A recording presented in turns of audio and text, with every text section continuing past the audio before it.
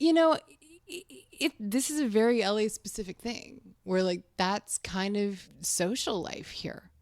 It's a double-edged sword for sure, but business and pleasure mix very significantly. And it's just, I've accepted that that's part of the job. Hello and welcome to Here in LA, Beachwood Canyon edition. Today, we talk with Katie Bain. Katie's the director of dance and electronic music at Billboard magazine. She grew up in Wisconsin, got her journalism degree over by there, moved out to LA at 23, ended up at Metromix, which is what the cool kids nightlife spin-off to the LA Times was, and then her career just exploded.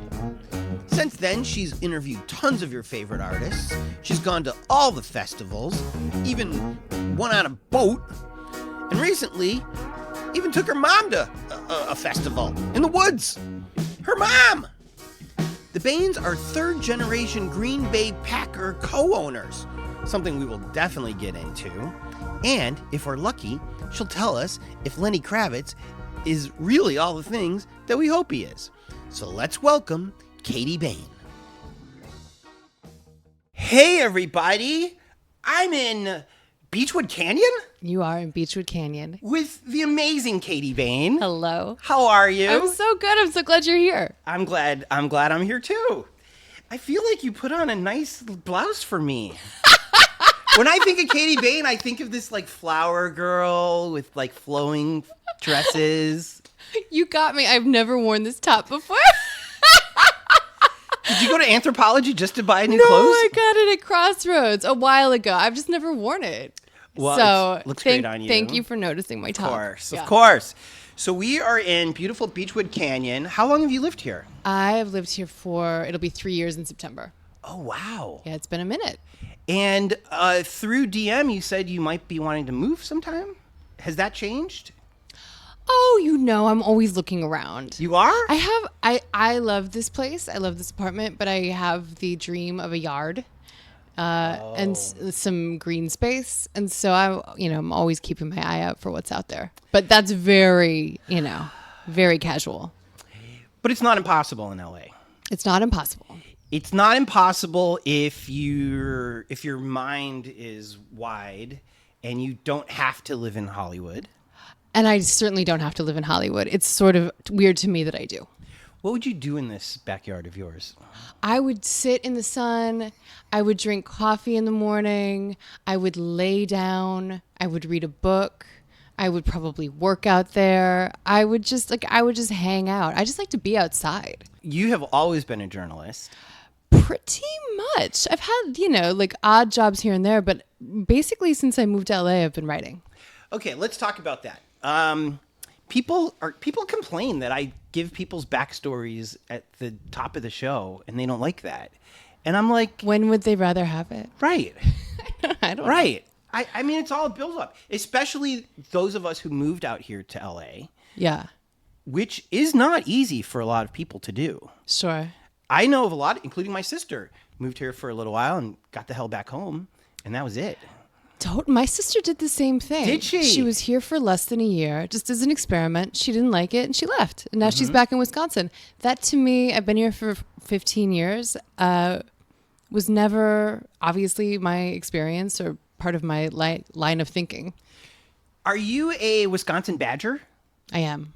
Okay, so you went to school in Madison. Yes. Which is a party school, right? Yes. But it's also an academically rigorous institution. Oh. And a party school. Yeah, we do both. Did you guys drink Old Style at this campus? Was Schlitz more the beer? Schlitz was the beer. There was a beer called, is it Red Dog? Ice House. Yep. Natty Light. Yes. Natural Light was kind of the one. And also PBR, of course. And then what's the champagne of beers? Miller High Life. Miller High Life was always my favorite. Were you a beer person in college? Absolutely. Yes. Interesting. Yeah, I was a beer person. I'm still kind of a beer person. Mm-hmm. I worked at a brewery right after college, so I got like a beer education In Wisconsin? in Madison. Which one? It's called the Great Dane. Shout out to the Great Dane because I met like a lot of great friends there. Made, by my standards then, a ton of money and had a lot of fun. Is it a microbrewery? Is it a Yeah, real? they've got locations around Madison and a few like beyond and points beyond in Wisconsin, and then they ship. I think across the states. I mean, really, like check it out. It's really good beer. Okay. Yeah. So you had a good job. I had a great job. Yes, I did. Did the nice Dane people let you take the beer home if you wanted? I lived next door. You live next door to a brewery. I lived next door to my job, which was really convenient. So you didn't have to ride your bike. You could just walk. I literally just walked. There were days where I would forget, like, you know, my waitressing apron, and I would just walk home and walk back. It was 2 minutes. It was one of the most fun years of my life because we had just graduated college. We had this somehow like sick apartment that we got, my best friend and I, and you know, we were free and we were going out all the time because we were children, and it was really fun. And you decided, screw this, I'm moving to LA.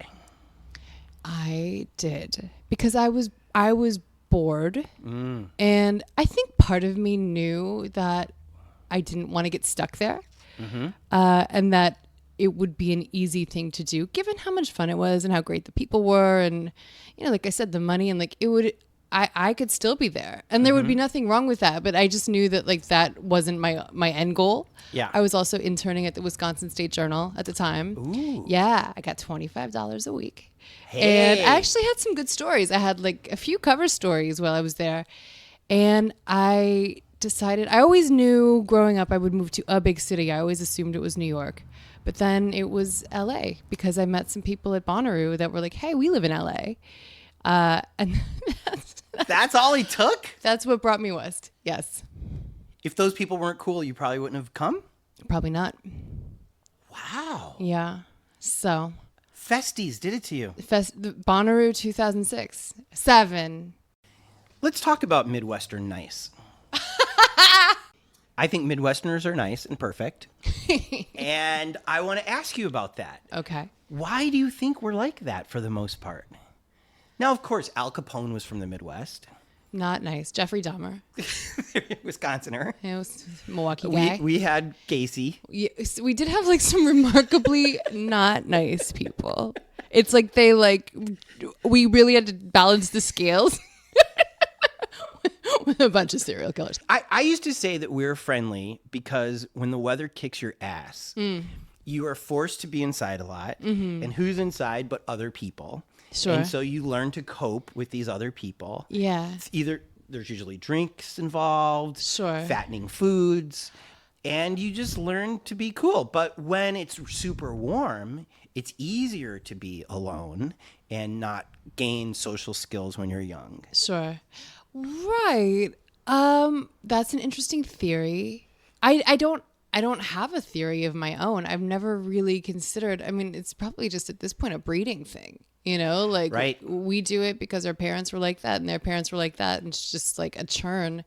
But I mean, I think the Midwest in many areas, certainly compared to LA, is easier to be in on a logistical level. Like you can park anywhere and there's no traffic and things are cheaper, and like those types of things engender niceness. You're in a better mood when you haven't been driving around looking for a parking spot for 20 minutes. We would both have houses if we lived in the Midwest. We would have such nice houses. I would have a huge fucking yard. And I'd have a huge fucking basement. Yeah. Yeah. You'd be down there. I'd be outside. I know. But I mean, do you think about that though? Like all the time. All the time. My sister has 11 acres and like a 3-bedroom house. And I'm not going to give financial details, but she pays less than what I pay in rent here. What does she do with these 11 acres? She has horses. Yeah. So she has 3 horses, and then it's just a lot of woods. You know, like we go back to cut down our Christmas tree. And see? It's very sweet. That's what it's about. Yeah. I think, though, that my life would be 1,000% different. I would have season tickets to the Bears. We'll talk about the Packers very soon. Great. I'd probably have season tickets to the Cubs, too. Yes. And I'd probably weigh twice as much as I already do, which is already too much. But do you think that now, knowing what you know about, you know, weight management and whatever, you could go back and be happy? As a fat person? No, I'm just saying like what you've learned in terms of the California lifestyle and how to take care of yourself. Like, do you see yourself ever living in the Midwest ever again, given that it is easier in those ways? I would love to live in the Midwest again. Yeah. No way. There's no way. But why? Because because of the weather. You know too much. I feel like once you've like had the culture of a big city, not only do I know too much, but I know you can be broke in LA and be just as happy as having 100 acres in Chicago. Sure.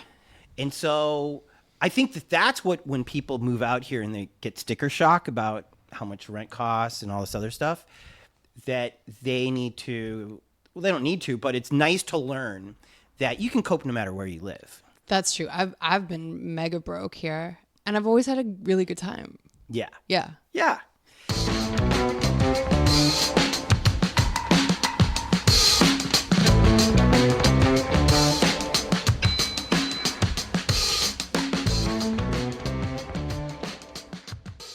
Okay, so you decide to move to LA. Yes. Where do you land in LA? Oh my God.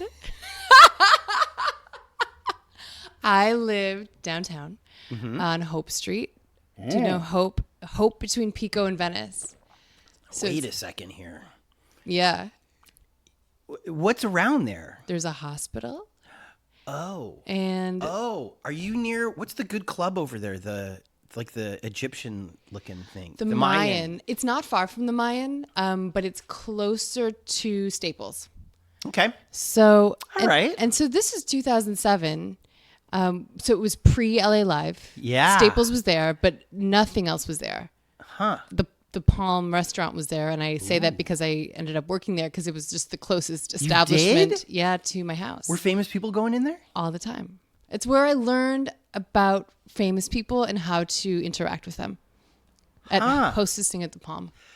Okay, so we met also in downtown. Yes. At the LA Times building. Yes. When you were working for Metro Mix. Yes. Had you worked for The Weekly first? Is that how you got that job? No, I got that job. I'd gone to journalism school, and then I came to LA and was just working at the Palm and saw, read Metro Mix and I was thinking about her earlier today because she gave me my break. Alexandra Letelier sent her. Shout out. Legend. Angel. Well, truly an angel of my Yes. life. She changed my life because I sent, a cold email to, it could have been like, contact@metromix.com and just said like, hey, I'm here. Like I have a degree in journalism and you should let me write about, things happening in the city.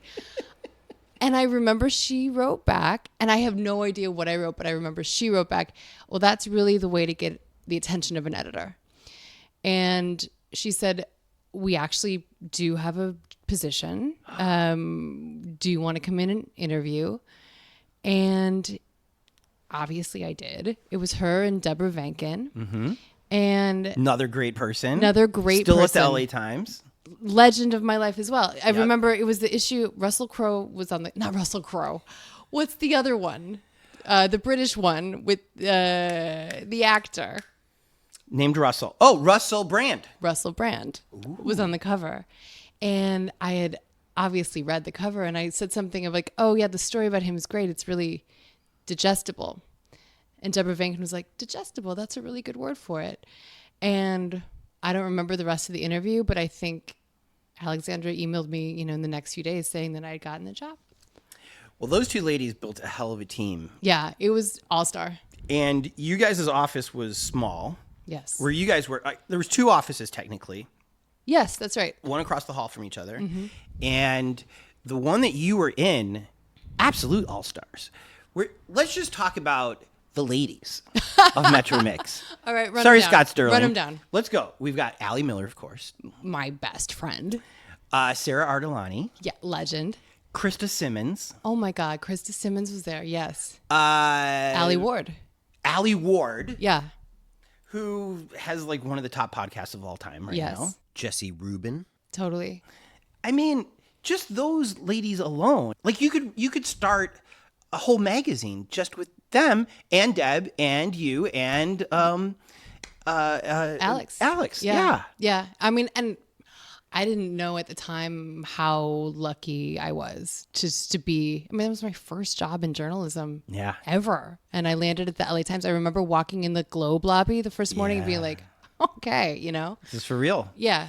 And that's something you can't fake, that Globe lobby. No. That's the real thing. It is grand. And so of the dudes, you also have Scott Sterling. Who doesn't love. Yeah. Chris Barton. Chris Barton, yes. And who's the guy with the blonde hair from like Alabama? George. Yes. What's it? George Ducker. Yes. Yeah, great guy. Okay, so these are 10 people, all of them great. Yes. You could send any of them anywhere and they'd come back with a great article. Absolutely. On time, no drama, right? Clean copy. When Metro Mix was downsized and Krista had to take over basically by herself, and I think maybe 2 people, I think Alex was also there. Yeah. She ran it no problem. I mean, I'm sure there was problems. Beautifully. But she made it seem like Sure. no big whoop. Yeah, I remember. I mean, maybe it wasn't the first day, but within the first few days of me starting, and the position was only part-time. I was going in like 3 days a week. Oh, I didn't know that. Yeah. So I was still at the Palm for sure. But the LA Times declared bankruptcy on my like first or second day. We all had to go into the auditorium and they told us like, we don't have any money. And I think that there was I want to say 2-month period. Maybe it felt that long because like I was broke at the time, but where we didn't get paid. Yeah. Wow. Yeah, we were waiting on our paychecks. Wow. But I don't recall anyone not coming in because of it. No, you guys were there day and night. Yeah. I mean, but it was fun. It was fun. And there was that, great bar, the Redwood that we would go to after. And Lasita was great. Lasita was great. But I guess I just want to bring back home that this was a publication that I think Tribune created in Chicago, a way to get young people to read their dad's newspaper. Right. And you guys were pumping in life to the LA Times, and you're the first people to get cut, and you don't even get paid for a little while. Yeah. Like, thanks a lot, Dad. Yeah, thanks, Dad. I'll just be out here writing this club review, Dad. Right. For no money. No, but it was, I mean, in retrospect, like, yeah, that's kind of fucked up, but to me it was so exciting that What was your favorite story that you wrote at Metro Mix? At Metro Mix. Oh, man. Do you have one? I just remember I wrote a club review. It was the Cahuenga Corridor, and it was called Eco. And this was, back in the day, the theme of the club was like environmentally friendly. Mm-hmm. And I don't remember what components that included, but I remember filing it, and then we had a meeting, the next day or 2 days later, and Alexandra saying like, yeah, Katie's story came in, it's fantastic. And so I just remember feeling, good about what I had done. I don't know if it was an excellent story. I'm sure in retrospect, like it wasn't, I could do better now, I hope. But I remember feeling like, okay, because I had a little bit of imposter syndrome. And so I felt like, okay, like I belong here. I can do what these other people are doing. And I was also really new to town, essentially, at the time. So I just remember like sitting in those meetings being like, these people are so tapped in. So if I just do what they say in terms of the events and things to do, like I will know this city and I will be able to speak this language eventually myself. I mean, among the list that we just talked about, if I was new into town, I'd feel super intimidated too. Not because they're intimidating people. Not at all. Everyone was super friendly. But it was just like, I just leveled up. Yeah. Kind of accidentally.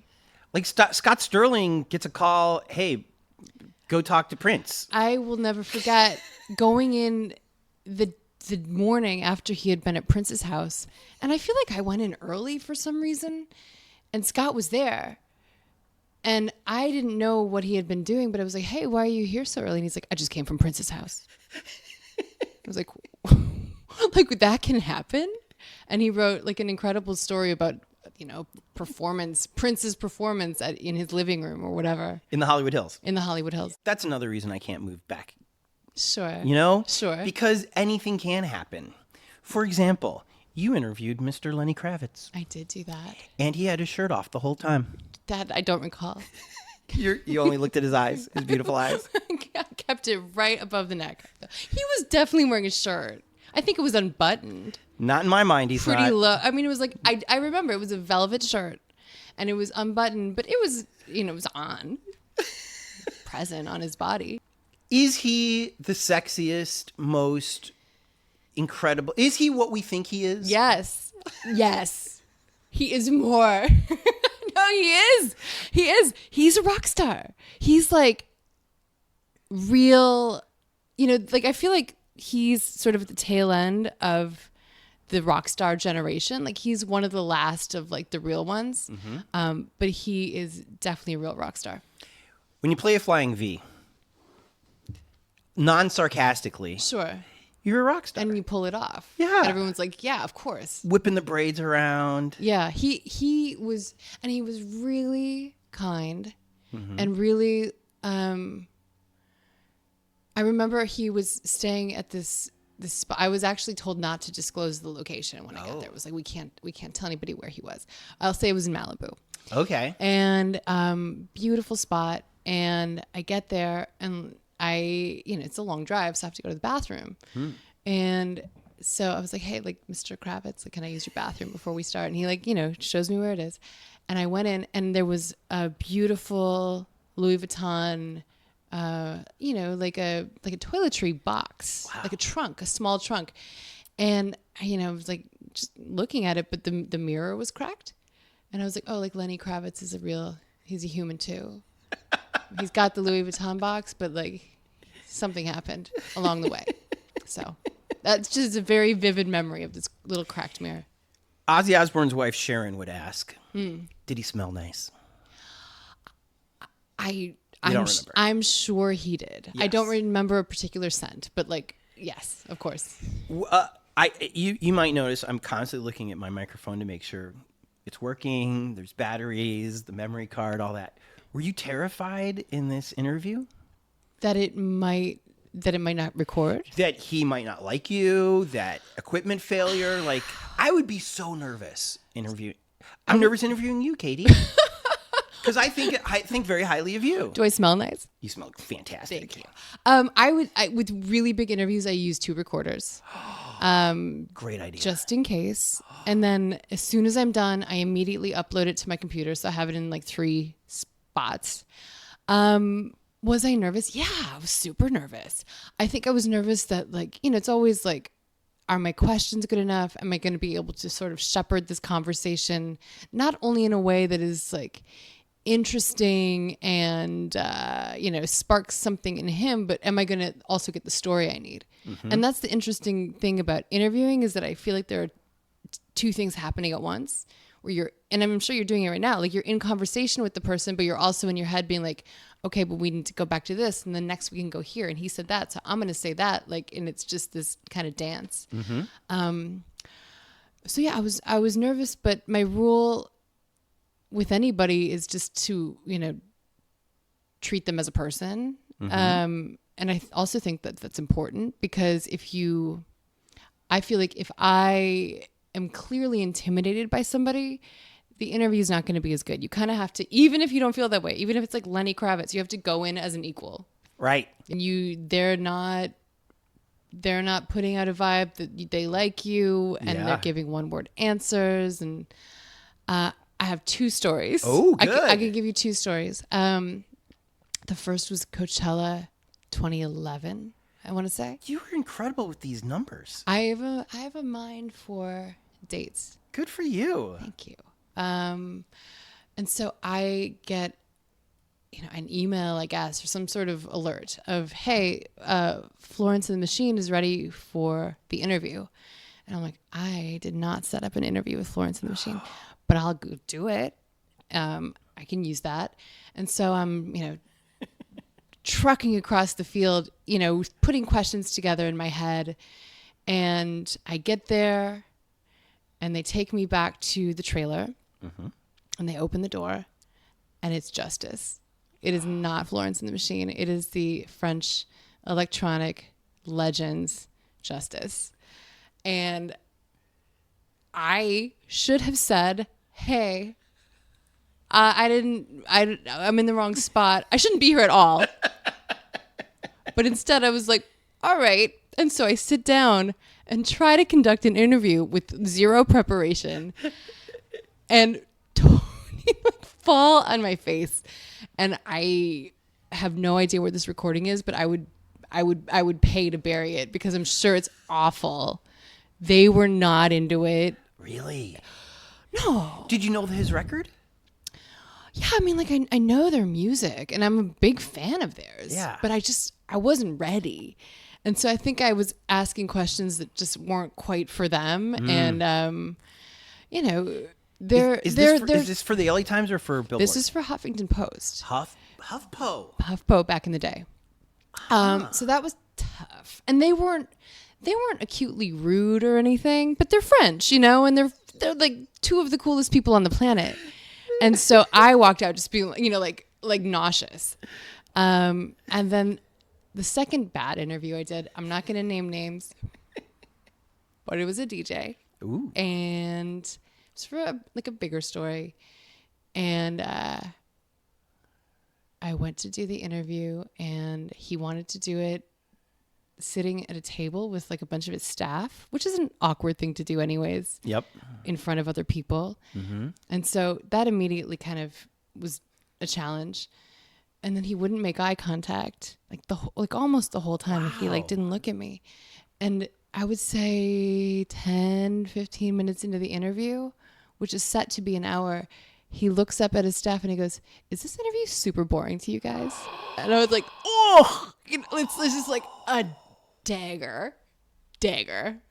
And so, it just like progressively got worse because of course then I'm like sick on the inside. Wow. And I'm trying to, you know, hold my own. And we got there. Like we got what we needed eventually, but it wasn't pleasant.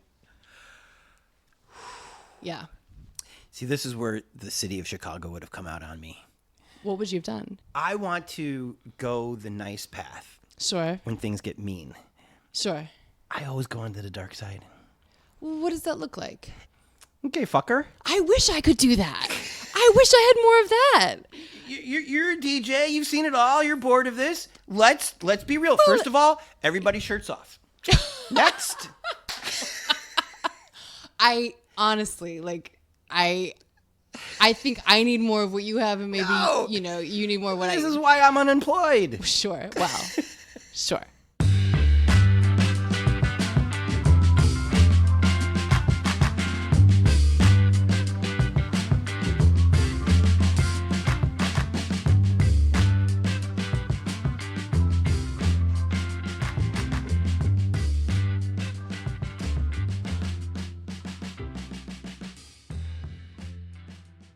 Let's go to a funner place. Okay.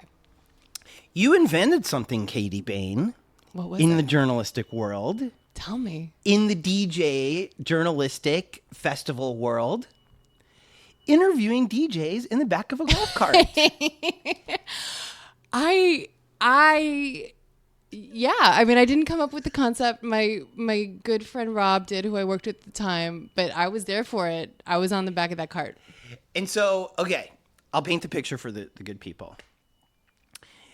Anybody who's gone to these festivals, Bonnaroo, Coachella, whatever, it's a vast area. Huge. And talent always gets golf carts.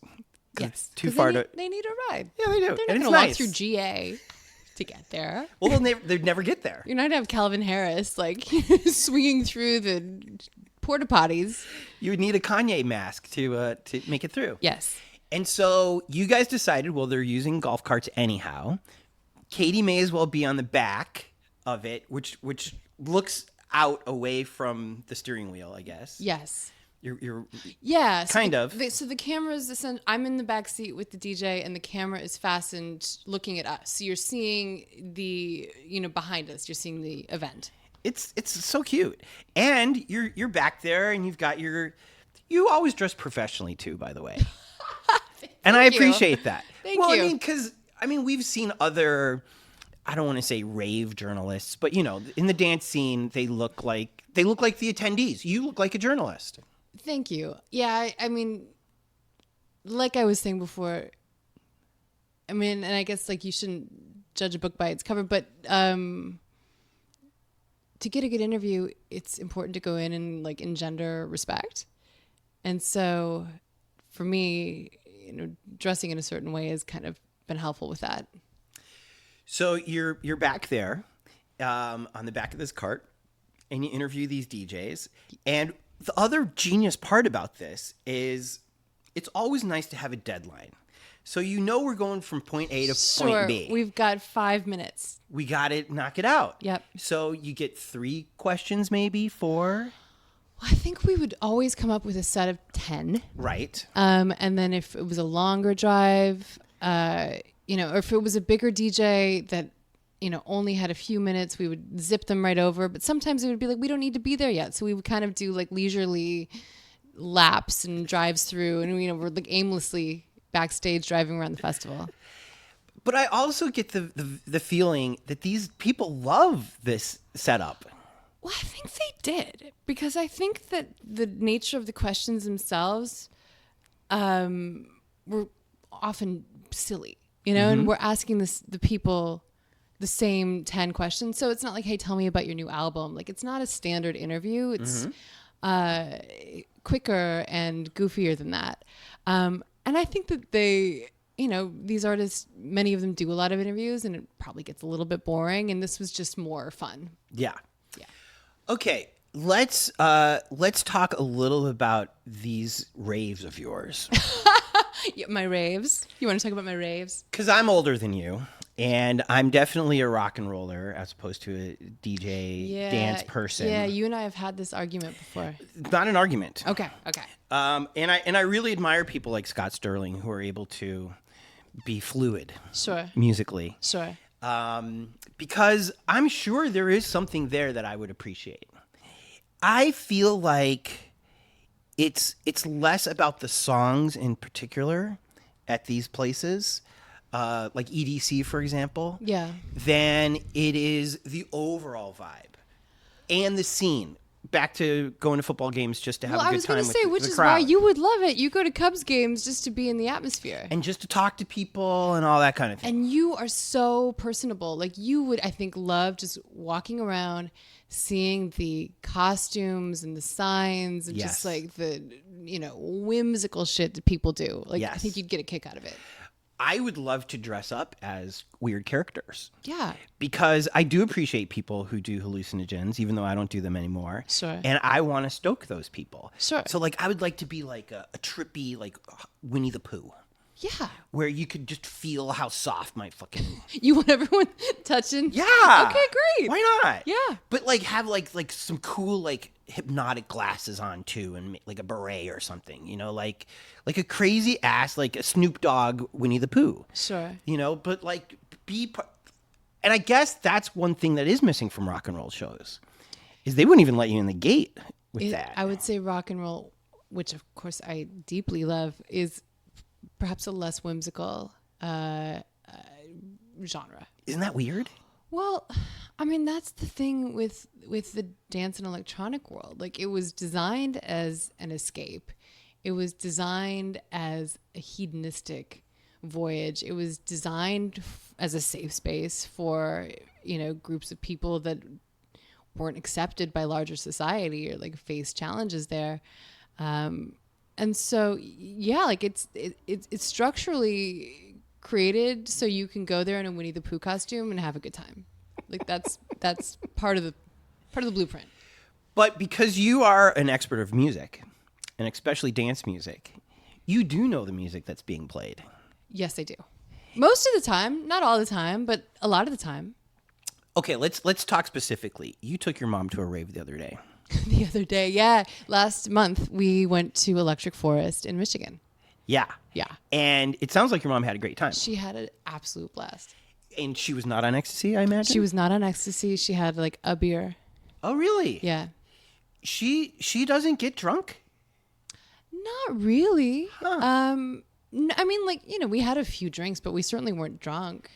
Did you mention your mom's age in this piece? Yeah, she's 64. Okay. Yeah. Were there any other 60-year-olds attending? Well, that's kind of why I really wanted to take her to Electric Forest, is because I had been 3 times before, and it's really, I mean, it's a special festival in and of itself, but it's one that you see a really multi-generational crowd, more so than you would at EDC or Ultra, any of the other big fests.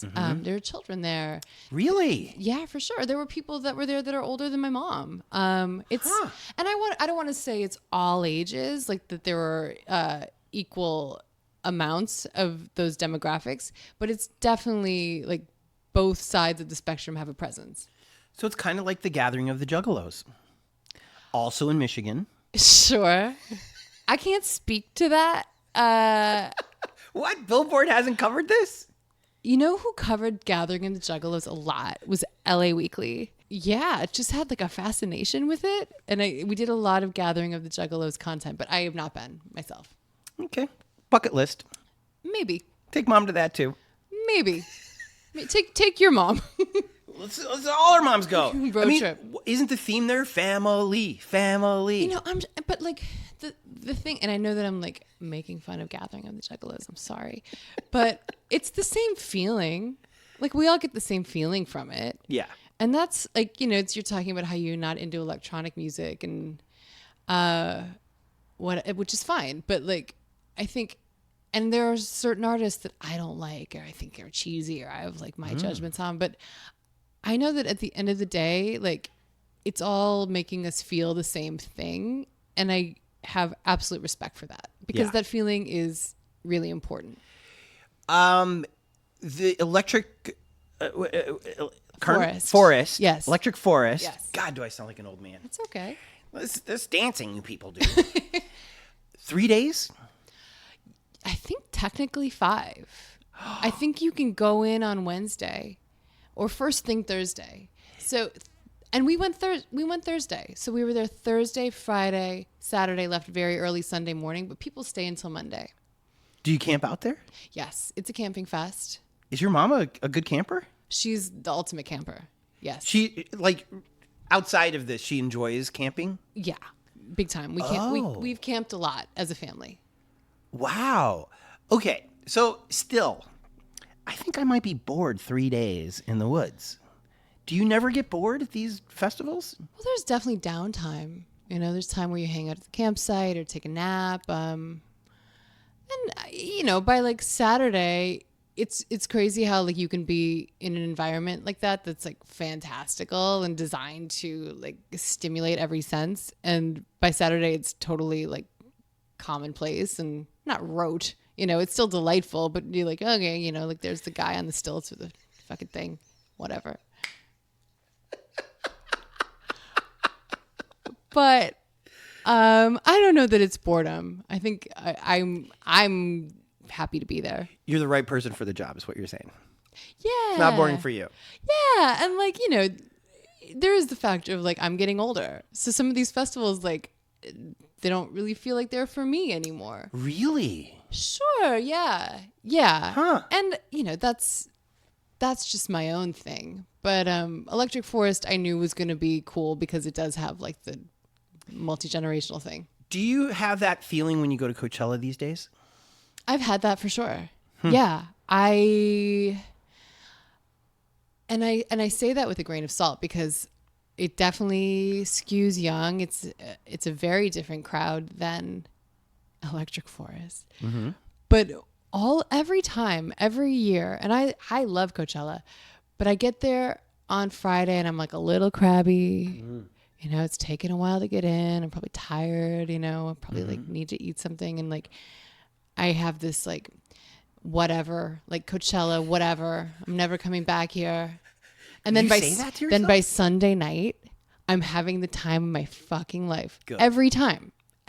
Good. So it's just I don't know, an enmeshment or something process.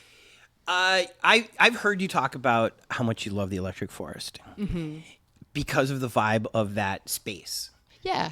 I feel that Coachella has a magical space too. It absolutely does. That is one of the great things about Coachella is that it's beautiful. It's a beautiful festival, like the mountains and the palm trees and the lights and like the desert, like warm wind when the temperature is just right. Like it is a magical space. And without being too woo-woo, I feel like it's always probably felt this way to people. If somehow they were able to have shade and water, Sure. and they could like physically enjoy it, they probably felt the same different vibe that we do. Like that land itself, you mean? Like Yes. people that were there long before Coachella? Yes. For sure. I mean, it's a beautiful environment. And I think those are my favorite festivals.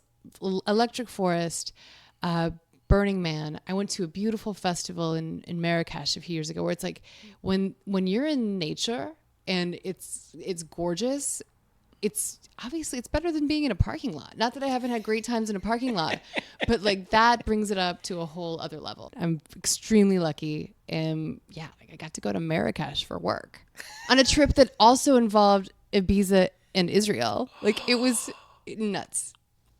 Okay, Ibiza. Yeah. Is it like what we think it is? Okay. Well, Because I'll tell you what I think it is. tell me, yeah. Just Euro Valhalla. Yeah, Like, that's what it is. Handsome guys with incredible bodies and Speedos. And like the most beautiful women you've ever seen in your life. Fine. But, Yes. I mean, I'm as straight as it can be. But I really think about these handsome Euro guys first. What do you think of? Why do you think of them? Because I don't see that here when I go to events. Obviously, Sure. we see the pretty girls. Sure. But you see just a lot of bros. And if you see a guy like that, he's probably a frat boy. And as soon as he opens his mouth, you're like, okay, whatever, Chad. But Well, we can't speak to them because they speak different languages. So they could just be the bros of Europe. which is even better, though, isn't it? I don't know. No, like if they're like, oh, I do not speak English, pretty Katie Bain. Oh, good God. Maybe 10 years ago, but not now. Not now. But Ibiza, yeah, I mean, like those guys are definitely there. The women are definitely there. I mean, Ibiza's also beautiful. It's one of those beautiful natural environments that we're talking about, like, and especially the interior of the island where like the smaller villages are. Like, it's actually quite rural. Like, there's a lot of farmland in the middle, in the north part. I was there in May, so I have some recent history there. It's completely dedicated to club culture. Like that's the economy. And so it's fascinating and it's so much fun and it's like Vegas in a way where it's all designed for your pleasure and enjoyment. Wow. Yeah.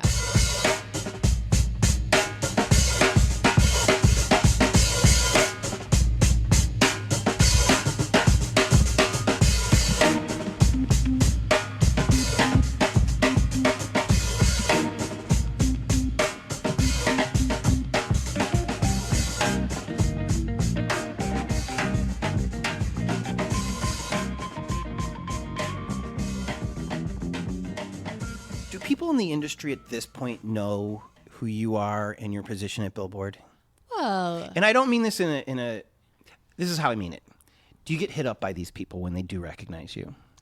hit up, like, how do you mean? I've got a DJ I want you to know about, or I am a DJ and I've got this thumb drive. I don't even know how people would give you music these days. Here's my Instagram. Yeah. Well, yes. Yes. You get hit up left and right. I get hit up quite a lot. And that's like, that's other people doing their jobs too. Like there's a lot of publicists out there hustling every day to get artists space anywhere, which is becoming like an increasingly harder job. But yeah, I would say like I get hit up quite a lot. Like I get texts at weird hours. I get calls at weird hours. I get Really? They don't even... few and far between, but it's happened. But as you're... Okay. There's a picture that I'm going to use in the blog post of you on a rave cruise. Oh God. Actually, you're not even on the cruise. You're just waiting in the sand. You're wandering off out of... Photo. That was Holy Ship 2013 or 14. I know exactly what you're talking about. What a memory you have. That's just how it works. Okay. And again, dressed very professional. Thank you. But also casual. Thank you. Maybe jean shorts and like a I flowery remember blouse. exactly what it was. It was a Stetson hat that I had gotten at a rummage sale. It's a brown Stetson hat and these like little shorts, but I had a swimsuit cover up. I have it in my room over there. It's purple and green, and I had gotten it. Oh my God. Okay, like, can we do like a little tangent story? Sure, yeah. Okay, so I was driving home when I lived in Silver Lake. I was driving home one day, and I saw a rummage sale sign. So of course I like pull over immediately. I love rummage sales, and these two men are packing it up. Like the rummage sale is ending, and I'm poking around in the garage, and they're like, actually, like. The woman whose stuff we're selling, she passed away, but she was about your size and she had fantastic style. And so I was like, bring it on. And so they brought out all of these boxes that they were just going to bring to Goodwill of just like beautiful, beautiful items. And they gave them to me. This woman's name was Jill. She was a dancer on cruise ships. Wow. They showed me photos. She was fabulous. One of the guys ended up running to like the gas station to buy 3 Smirnoff Ices so we could toast to Jill. And that's whose swimsuit cover up I'm wearing in that photo. Yeah. Right on. Right, shout out Jill. Shout out Jill. Yeah. Okay, so in this picture that I have emblazoned in my mind, Yes. because this is goals. This is work goals. Right? Yeah. You're at Holy Ship, perfect name. Is this Golden Voice AEG who did that? This was Gary Richards' party, who he founded Hard Events. So Okay. it's like, Hard Summer. But it wasn't, it maybe was Live Nation or just prior to being Live Nation. So you're in this cruise. Yes. There's DJs, there's dancing, it's a party. Yes. Nobody's telling you guys to turn it down. No. You I hope feel safe on this ship. 100%. Because it's not cheap to get on this boat if you're not a journalist. It's not cheap. No, you have to buy the flight and you have to buy the cabin. It's crazy. And there's a ticket. Yeah. And then they drop you off on other islands or ports. Yeah, I think we got in at Fort Lauderdale for that one, and then shipped to the Bahamas. And we had an afternoon in the Bahamas, like a beach party. Where there's another setup of music playing and dancing. So they like ferry you, one of those smaller boats, and they take us to the island, and there's a stage set up there that people had, arrived earlier in the day and put up. And yeah, there's like a whole big party. So it's kind of like what the Fire Fest should have been if it wasn't a scam. In a way, yeah. Yeah, for sure. So, okay, so here's my point. So here Katie comes out of the surf with her Stetson. If I'm a DJ and I recognize you, I'm hitting you up right there. My question is, does that happen to you as you are at these events? I would say that the DJs don't hit me up. Good. No, their publicists hit me up. And sometimes they do it on site. Like I was at a party this past Saturday with Allie Miller, our favorite. And, there was a publicist that happened to be there. She was like, oh, hey, like, oh, nice to see you. And also I have this thing. And that's doing business, You don't take it the wrong way. Well, what would be the wrong way? I'm high and drunk, lady. Leave me alone. Can't you see I'm with my friend? I think I was like shoving a chicken sandwich in my mouth. That's what was happening. This is a very LA specific thing where like that's kind of social life here. And, it's a double-edged sword for sure. But business and pleasure mix very significantly. And it's just, I've accepted that that's part of the job. Perfect attitude. Thank you. Perfect I mean, attitude. it's not that I don't get annoyed sometimes, but like it's part of the job. Have you ever gotten really good leads from these people? Oh, of course. Okay, good.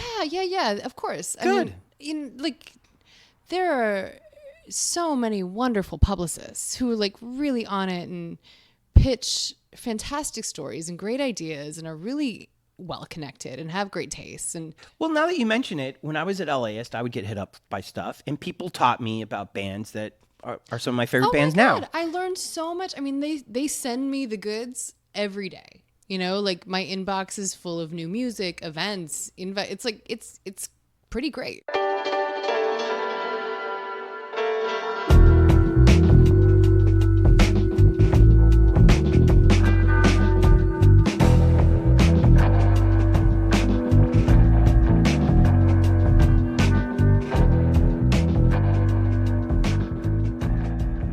Okay, I'm going to embarrass you for a second here. Okay. Allie invited both of us to see a rock and roll band on the West Side a number of years ago. Okay. And it was a private party. I'm not going to reveal the name of the band because this is what happened right in front of us. Katie Bain, even for fun, doesn't dress provocatively. I remember I was wearing a t-shirt and jeans. And your hair is back. Yeah, I'd come from work. And the lead guitar player of the band weeds his way through the entire crowd to you. It was so funny because I was like, it was kind of like right after the show ended. And, we're like sitting there having our little chit chat between us. And then all of a sudden he's like just to my left. And it was like, whoa. Very handsome man. Yeah. Incredibly successful. Yes. Incredibly successful. Because he's been in that band since the beginning. Yes. And that band has been around since... for a while. A long time. And so my question is, does this happen to you all the time? Well, here's what I've heard about that person.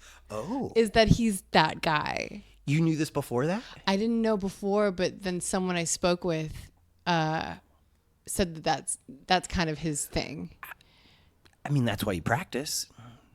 Well, right. You practice for the money or the ladies. Or both, and he's got both, apparently. That's right. Like, I mean, that must work for him. But, okay.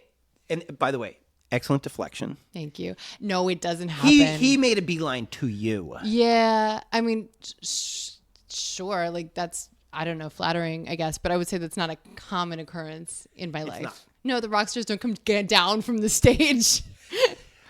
Didn't Mr. Jack White approach you backstage? No. I'll tell you who he approached. And it was Allie. And that's her story. And I don't know that she wants me to tell it, but I witnessed it, and it was incredible. Similar to this other fellow? He just goes straight for her? We were walking across the room, and Jack White happened to be standing in the middle of it. And he said hello to Allie, but I don't think that she even registered that he was trying to talk to her, so she just kept walking. And, then we were both spent the rest of the night trying to figure out what to do. Scorpios, man. Is he a Scorpio too? She is. Oh, yeah. Tough nut to crack. They're so cool. She's the coolest person in the world. Okay, so what I saw was a rare is what you're trying to convince me of. Yes. Okay. Let me ask you about new music, because I feel bad for the kids today. Yeah. When I was a kid, I turned on Channel 37 and there was MTV. Sure. And downtown Julie Brown would teach me about the music that you are writing about. Yes. The rock guy would tell me about heavy metal, the alternative people.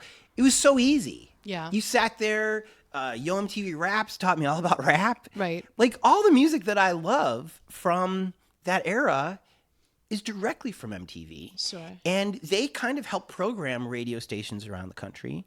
And it was very easy to learn. You just watch TV. Yes. Today, I feel like regular radio is terrible. And even the stations that used to be good, like K-Rock, are just playing what they played 20 years ago. Sure. And I think maybe because young people don't listen to FM anymore. It's a good topic you bring up, because I feel as befuddled as you do.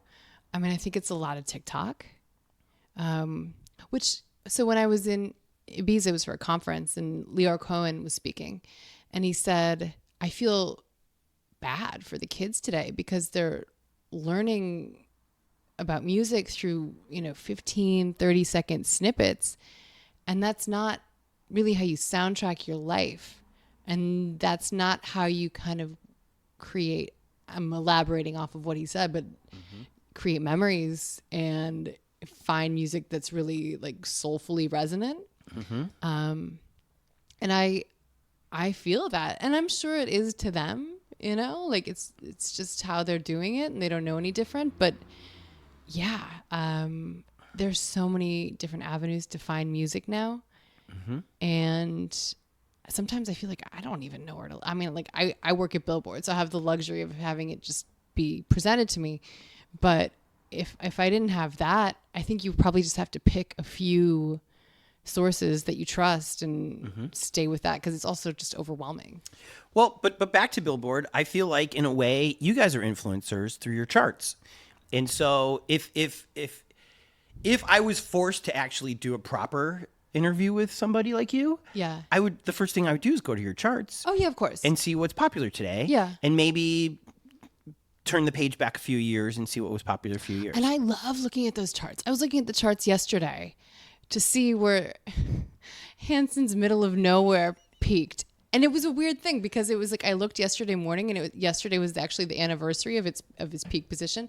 But my point is that there's just like, it's so fun because it's so nostalgic to go to 97, 96, whenever. And like, it's all stuff that you love. So like whatever is in the Hot 100, the Billboard 200 now that like maybe we don't recognize, like I'm sure, I mean, obviously, statistically, there are many people out there loving it.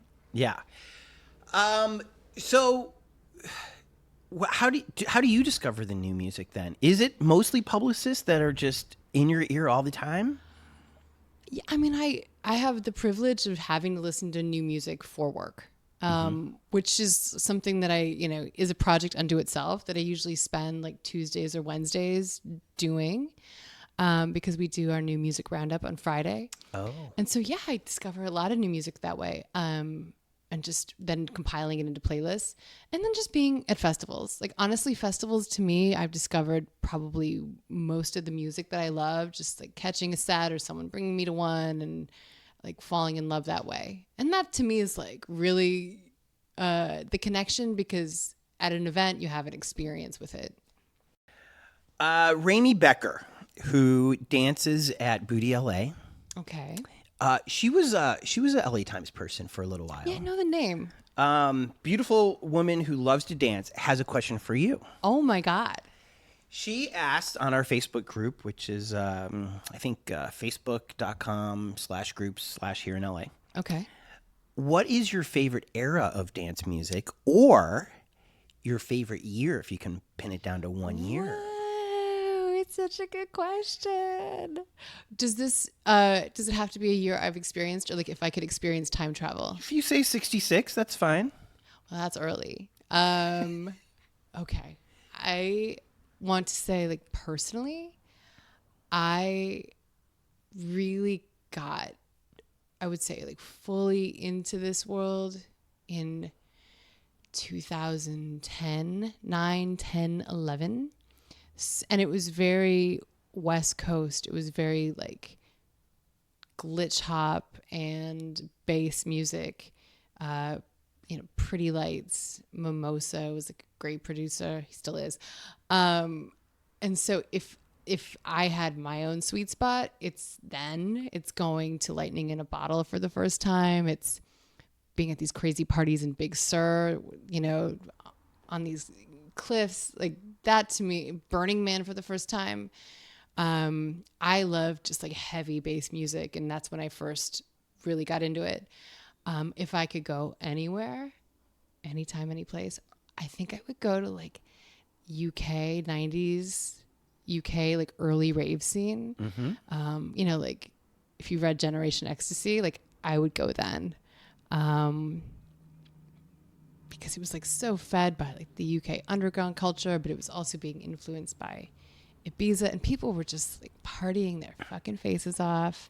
They're going to the Hacienda. Like it sounds like true magic, mm-hmm. For everyone who's there, and like culturally such an important moment. Mm-hmm. And I love that sound.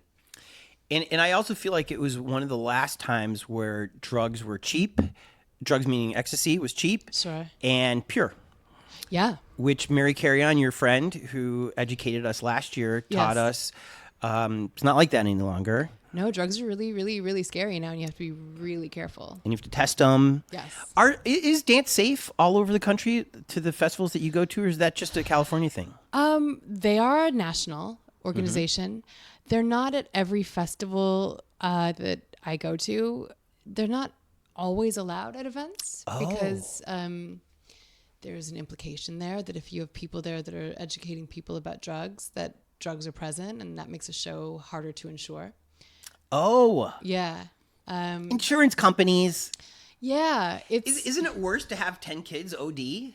It's much worse. Yeah. It's a mutation or like a perversion of the war on drugs. Yeah. We ran a great story about this 2 weeks ago, actually, just like the rise of the Rave Act during the late 90s, introduced by then Senator Joe Biden, just really, cracking down on rave culture, considering it sort of a nexus for drug use, which it was and can be, but the legislation didn't make it safer. It actually made it more dangerous. And you still see effects of that now. Although, I've been to festivals in Canada where they actually test your drugs on site. Yeah, it's incredible. It's called Shambhala. And it's like a government subsidized program, and people bring their stuff in, and then they have a big screen TV outside the tent, and they say, like, we have this with this, and if you have this, it's adulterated, and it has fentanyl in it, and be careful. And really incredible. Which province of Canada was this? In BC. Oh, that's great. Yeah. So smart. So smart, so progressive, and just, realistic. And by the way, Mr. President, what music genre didn't go hand in hand with drugs or alcohol? Like even the jazz. Right, I'm sure. I think choral music. I don't, Right. But they were wine drinkers. Right. Yeah. Popular music and getting fucked up go hand in hand. That's part of the deal. Indeed. And I'm sorry, but get over it, man. Well, make people safer. Let's acknowledge reality and make people safer while they're doing it.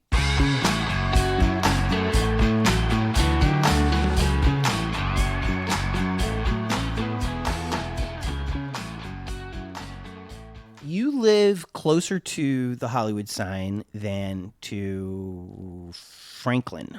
Is that street? What's that street? That's Franklin, yeah. Okay. So you live pretty close up the mountain. Yeah. It's amazing to see that sign every day. It is. Isn't it sweet? It's so sweet. It's like, there are days that I don't see it at all, even though I'm staring right at it. Like, you take it for granted. And then there are moments where it's like, holy shit. People travel here from all over the world to see that thing and to be here and to sort of like live this, to go to Hollywood and see what happens. And so, yeah, it's exciting. And like I said before, it's exciting, or not exciting, but endearing to see all the people coming to get their photos with it and just how much excitement it creates for people. The other day, the BET Awards lit it. Yeah.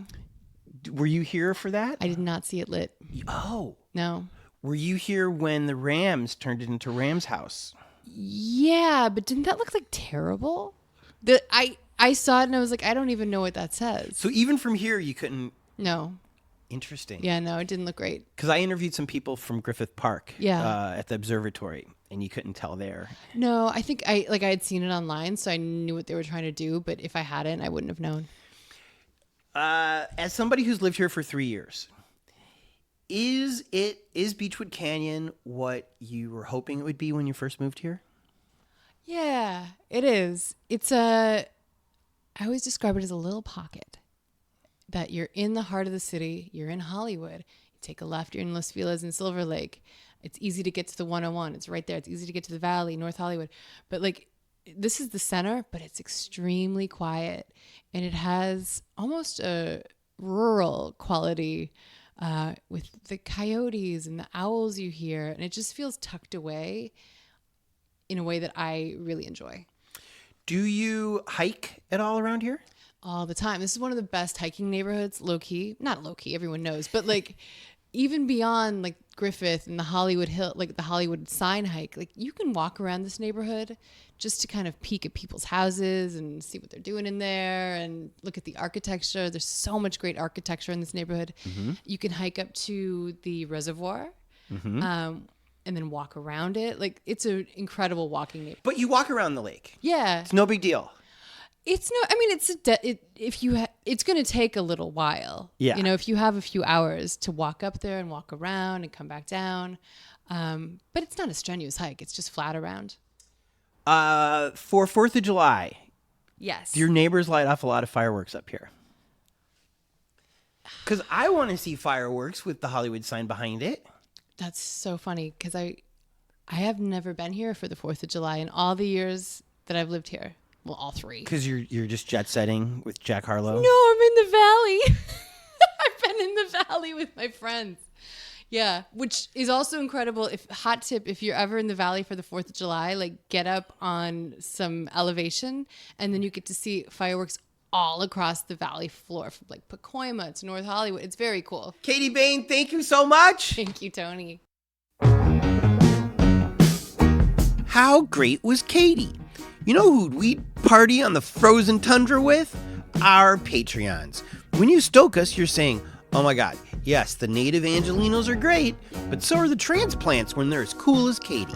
Thank you, Jordan and Tony. Here's way too much money. Keep doing this. So shout out to our Patreons, Nancy Rolliman, Sean Atlow, Matt Mills, Sean Wallace, Greg and Molly, Jamie Taylor, Mark Johnson, Kira Ann, Barney Grinke, Ben Welsh, Henry Furman, Jen Adams, The Lonely Chair, Trevor Wilson, Bree Wild, Dougie Gyro, Christina Up North, and Robin Carey. Want to hear your name at the end of next week's show? Go to patreon.com/hereinla and give till it hurts. Also, shout out to our Angelinos. To be an Angelino, all you got to do is PayPal us $25 or more, and we will list you on the Here in LA website or the Medium blog forever. You'll also be given a number to denote how early you got in. For example, Angelino number 1 is Katie Bain's BFF, Allie Miller. Number 2, George Wright. 3 is Rita Joanne. 4 is Jason Sutter. 5 is Grant Houghton. 6 is Rob Baker. 7, Kev Chang. 8, Brenda Garcia. 9, John Griffiths. Just PayPal your hard-earned cash to busblog@gmail.com. Want to support us, but you're saving up to trip balls at the gathering of the Juggalos? No problem. You can still help. Post your favorite episode on your Facebook. Go crazy and post 2. Tweet something nice about us. It's free. In fact, anytime you see me tweet about an episode, retweet it. It doesn't hurt. One button, clicky, clicky, clicky, clicky. And for God's sakes, tell your friends. Tell them how Here in LA is spelled and that it's on Apple Podcasts and Google and Spotify and even on Amazon now. Thanks, Bezos. Here in LA is produced by myself, Tony Pierce, and a man who would also look great in a trippy-ass Winnie the Pooh suit, Jordan Katz. Editing, mixing, and music supervision by Jordan Katz. Songs by Orgone and Jordan Katz. Thanks to Cindy for creating the logo, Jen for inspiring this, and Alex and Deb for building such a fantastic team at Metro Mix of superstars who really were the young energy the LA Times needed back then. Test your powdery substances.